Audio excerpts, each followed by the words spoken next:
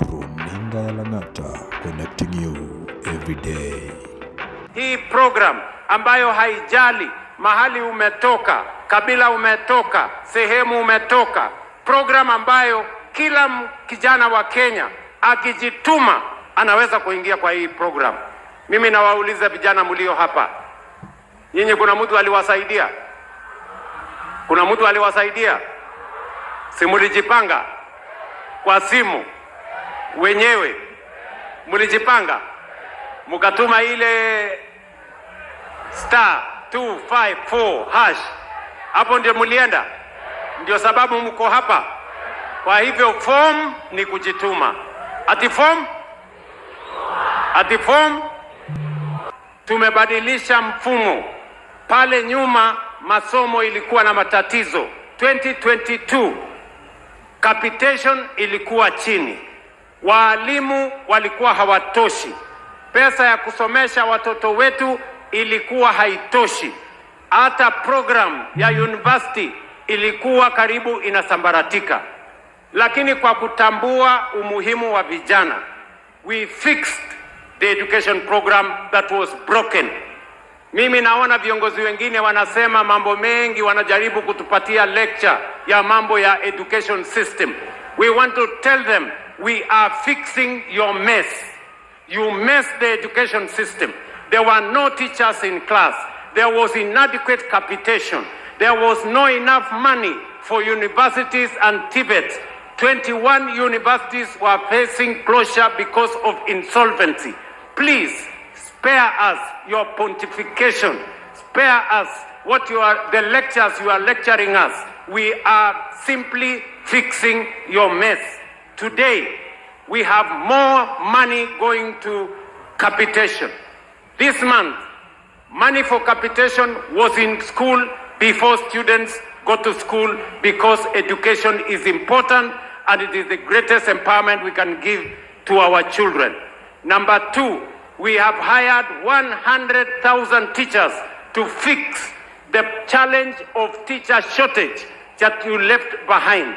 Number 3, we have added more money for universities and TVET to fix the problem of insolvency that was there in our universities.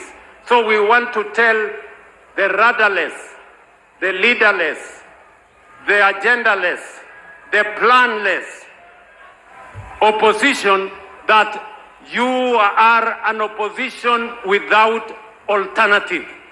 And you are opposition because you have made opposition your occupation. It is not because you have any alternative plan. Ni kweli ama si kweli, my friends? Tuendelee ama tuendelee? Vile vile, mimi nataka niwaeleze wale majamaa.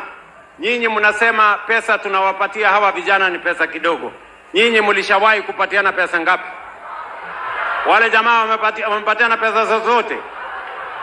Wale jamaa hawana mpango yeyote. Ati wanatueleza ya kwamba wanataka turudi mpaka miaka 10 iliyopita. Ati the only thing they can tell us, they cannot tell us a plan.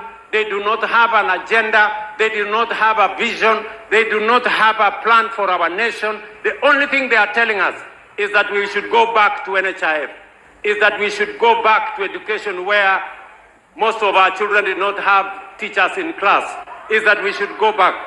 What kind of reform do you engage in by going in reverse? That is not reform, that is retrogression. And I want to say without fear of contradiction, the young people of Kenya have rejected negative politics. They have rejected the politics of slogans. They have rejected the old politics where politicians were talking about tribal arrangements and second-hand leadership. The people of Kenya have said no, they want to move forward. Vijana, ni kweli ama si kweli? Mnataka turudishwe kwa siasa ya chuki na ukabila na mgawanyiko? Mnasema tuende mbele? The young people of Kenya are hungry for opportunity. They are hungry for jobs. They are hungry for real platforms. They are hungry for progress. Ama namna gani jameni? Mnasema tuendelee ama tuendelee? Tuendelee mbele.